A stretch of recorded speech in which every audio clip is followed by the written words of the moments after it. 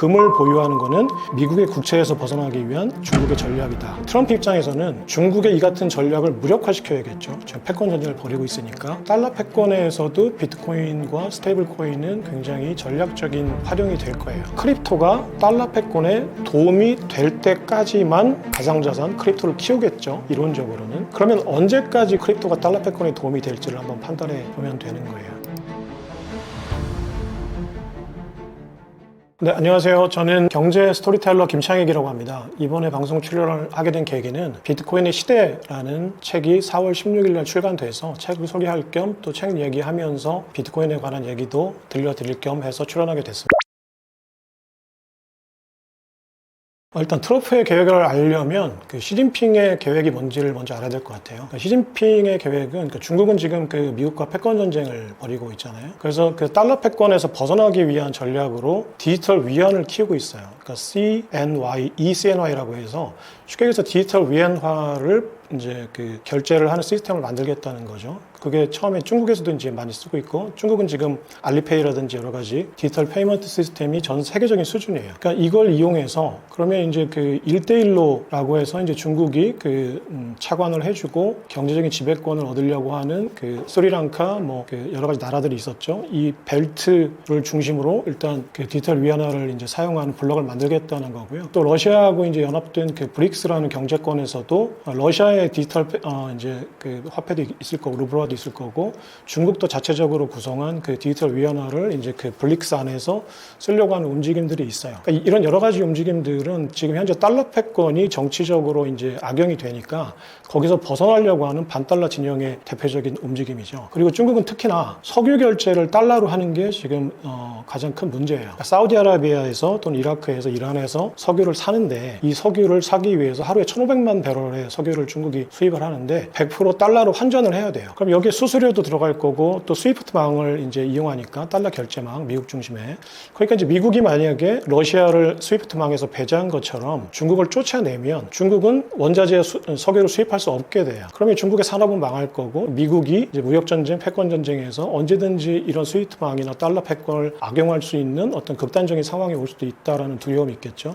그래서 사우디아라비아, 이란, 그다음에 중동 이 국가들과 디지털 위안화로 결제하려고 하는 움직임들을 지금 물밑에서 진행을 하고 있어요. 그래서 과거에 이라크 전쟁도 사실은 위안화로 결제를 이제 후세인과 협의하면서 미국이 달러 패권을 지키기 위해서 냈던 전쟁이었거든요. 그러니까 사우디아라비아하고 미국의 지금 달러 패권의 연대는 페트로 달러로 이제 해석이 돼요. 그러니까 파이살 국왕과 닉슨 정부가 석유는 달러로만 결제하도록 50년 계약을 맺어놨어요. 이 계약이 2024년 작년 4월에 종료가 됐어요. 그래서 지금 계약 법적으로는 더 이상 사우디아라비아가 달러가 아니라 위안으로 결제를 할 수 있는 상황이에요. 법적으로는, 계약상으로는. 하지만 지금 관례상, 그리고 미국이 아직까지는 패권 국가이기 때문에 사우디아라비아가 눈치를 보고 있죠. 하지만 어쨌거나 여지는 생긴 거예요. 그러니까 중국은 이런 여러 가지 지정학적인 변화를 틈타서 석유의 위안화 결제도 추진하는 거예요. 석유의 위안화 결제를 추진하려면 현재 가지고 있는 스위프트망으로는 불가능하죠. 왜냐하면 미국이 지배를 하고 있기 때문에. 그래서 별도의 어떤 디지털 결제망을 구축하려고 하는데, 그게 디지털 위안이에요. 그러면 이 디지털 위안은 또 이제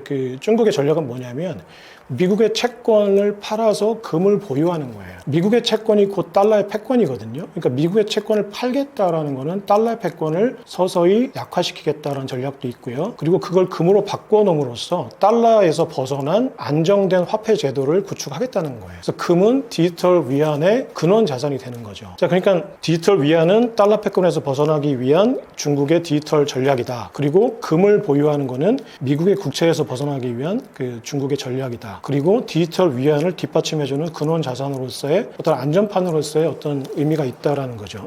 트럼프 입장에서는 중국의 이 같은 전략을 무력화시켜야겠죠. 지금 패권 전쟁을 벌이고 있으니까. 그러니까 일단 디지털 위안을 무력화시켜야 돼요. 그럼 디지털 위안을 무력화시키려면 대응하는 수단이 필요하죠. 그게 바로 디지털 달러예요. 근데 미국은 지금 트럼프 정부는 중국과 같은 CBDC, 그러니까 중앙은행 디지털 화폐를 안 만들겠다라고 선언을 했어요. 그리고 행정명령으로 디지털 달러를 만들지 말라고 이제 행정명령으로 트럼프가 못을 박아놓은 상황이에요. 이거는 일단 그 명분상으로는 개인의 자유를 존중하겠다라는 거죠. 명분이에요. 이거는 그 밑에 감춰져 있는 얘기는 자세하게 하면 또 다른 얘기들이 있는데 일단 기본적으로는 미국은 공화당은 개인의 자유를 중시하는 나라이기 때문에 디지털 달러를 만들면 중앙은행인 연준이 개인의 화폐 사용을 모두 알게 되죠. 그러니까 싫은 거죠, 부자들이. 그래서 트럼프는 일단 그 부자들의 개인 프라이버시를 지켜주기 위해서 우리는 디지털 화폐를 만들지 않겠다고 공언했어요. 그러면은 디지털 위안은 중앙은행 CBDC인데 디지털 달러는 중앙은행 CBDC 달러가 없으니까 뭔가는 대항마가 필요한 거예요. 그래서 그러면 중앙은행이 디지털 달러를 만들지 않으면 개인들이 디지털 달러를 만들게 하자라는 거죠. 이게 이제 스테이블 코인이에요. 스테이블 코인은 1달러가 1 스테이블 코인이에요. 그러니까 결국은 달러죠. 디지털화 해놓은 거죠.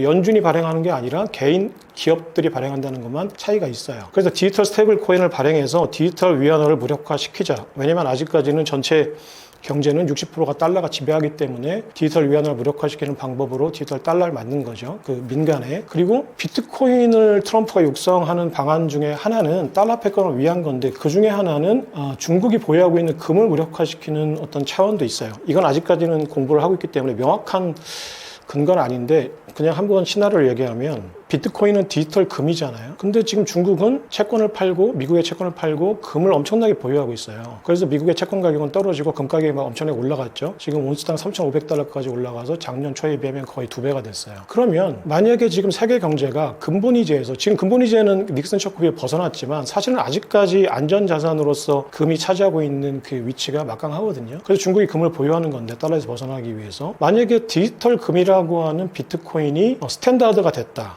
근본위제와 비슷한 어떤 그 비트코인 스탠다드가 됐다라고 하면 중국이 지금 보유하고 있는 막대한 금은 그냥 녹아버리는 거예요. 그러니까 트럼프의 눈에는 디지털 위안을 무력화시키는 차원에서 이제 민간 기업들의 스테이블 코인을 육성하고 중국이 달러에서 벗어나는 미국 국채에서 벗어나는 방법으로 금을 자꾸 보유하니까 그러면 금 스탠다드에서 벗어나는 방법으로 비트코인 스탠다드를 만들겠다라는 거죠.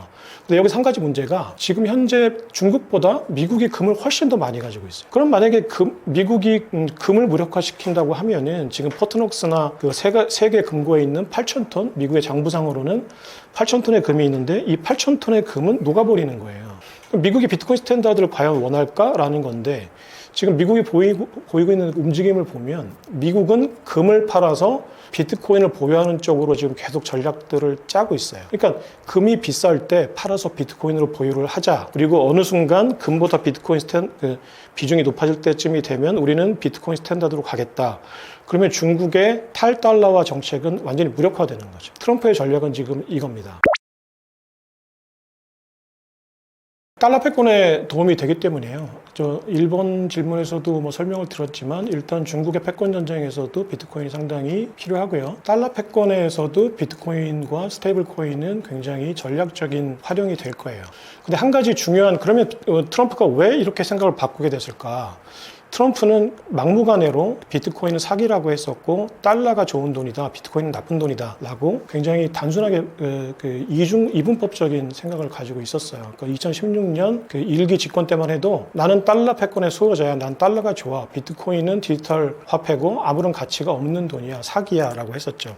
이거는 월가의 어떤 비트코인에 대한 시각하고 거의 똑같았어요. 이게 되게 중요한 거예요. 비트코인에 대한 시각이 월가와 트럼프가 일기 때 일치가 됐었다라는 거죠. 그리고 나중에 또 설명을 드릴 기회가 있겠지만 월가는 민주당의 지지 세력입니다. 자, 근데 여기서 왜 트럼프가 갑자기 그 사이에 지난 5년 동안에 무슨 일이 있었길래 갑자기 비트코인의 어떤 수호자, 비트코인 대통령이 되겠다고 했을까가 굉장히 중요한 변곡점인 거예요. 그러니까 트럼프가 비트코인이 되겠다라고 하는 데에는 피터 틸이라는 팔란티어 창립자의 입김이 굉장히 중요한 역할을 했다고 보여져요. 그게 왜 그러냐면 팔란티어라는 지금 회사를 차리기 전에 피터 틸이 차렸던 거는 일론 머스크하고 공동 경영했던 페이팔이라는 업체가 있죠. 그러니까 지금 현재 월가를 워싱턴을 주름 잡는 빅테크들은 페이팔 마피아라는 네트워크로 연결이 돼 있어요. 여기에 대부가 보스 역할을 하는 게 피터 틸이라는 팔란티어 창립자거든요.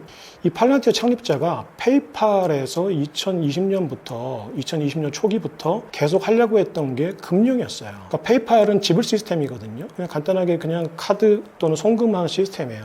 근데 여기서 그 스테이블 코인을 발행하고 싶었어요. 그리고 금융의 궁극적인 거는 대출이거든요. 신용 창출이에요. 그래서 페이팔이 금융업계로 진출을 하려고 자꾸 시도를 했죠. 엑스도 그랬고, 이건 메타, 페이스북도 그랬어요. 그러니까 구글도 그랬고, 빅테크들이 공통적으로 하려고 하는 것들은 온라인 네트워크를 이용한 페이먼트 시스템이고, 궁극적으로는 금융입니다. 근데 그렇다면 이 빅테크들의 이런 움직임들을 가장 싫어하는 거는 누굴까요? 기존의 금융 시스템으로 돈을 벌고 있는 기득권이겠죠. 그건 월가예요. 그러니까 월가는 워싱턴에 로비를 하면서 막대한 정치 자금을 대주면서 민주당을 앞세워서 전 세계 글로벌 금융시장에 규제 프레임을 만들어 온 세력입니다. 이 세력이 빅테크들이 페이팔이 또는 엑스가 또는 페이스북이 금융시장에 진출하는 거를 규제 프레임으로 막았어요.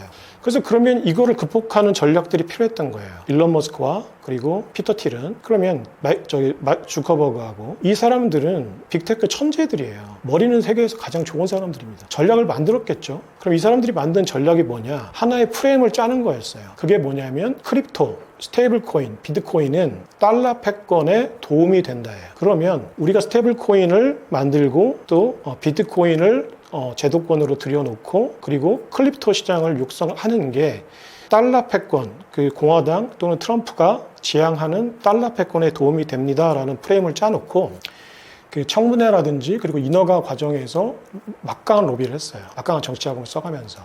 그래서 트럼프 또는 국회에서 공화당 중심의 이제 의회에서는 스테이블 코인이 달러 패권에 도움이 되는구나. 그렇다면 우리가 스테이블 코인과 비트코인 이 크립토 시장을 우리가 제도권 안에 끌어들여야겠다라는 프레임이 짜여진 거예요. 이 순간부터 트럼프의 발언이 바뀝니다. 그러니까 그게 결정적이었던 게 작년에 7월 달에 필라델피아 유사에서 트럼프가 갑자기 나와서 나는 비트코인 대통령이 될 거예요. 팔지 말고 보유하세요. 비트코인은 석유입니다. 라고 한 거예요. 여기에 굉장한 의미가 있어요. 그러니까 피터 틸이나 일론 머스크한테 트럼프가 굉장히 센 과외를 받은 거예요. 일타 강사들한테. 그래서 트럼프는 비트코인이 달러 패권에 도움이 된다라는 인식을 하고 그러면 비트코인 대통령이 되겠다. 그럼 여기서 이제 여러 가지 강론들의 세부 교육을 받았겠죠.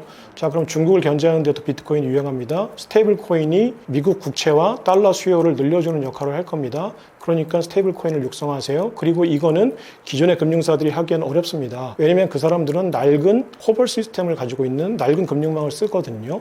그러면 블록체인과 새로운 금융망 그리고 새로운 블록체인 네트워크에 익숙한 빅테크들이 역할을 해야 됩니다. 그러니까 빅테크를 금융시장에 발을 들여놓도록 규제를 풀어주세요 라고 딜을 한 거죠. 그러면서 트럼프가 그러면 나는 달러 패권을 지킬게. 니네들은 금융시장을 들어와서 월가와 한번 붙어봐라 라고 링에 빅테크를 올려준 거예요.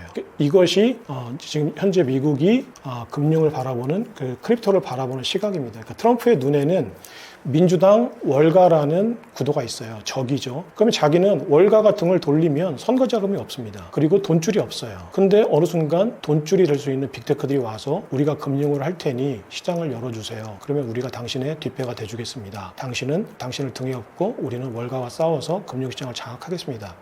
라고 한 거예요. 이게 굉장히 중요한 포인트입니다.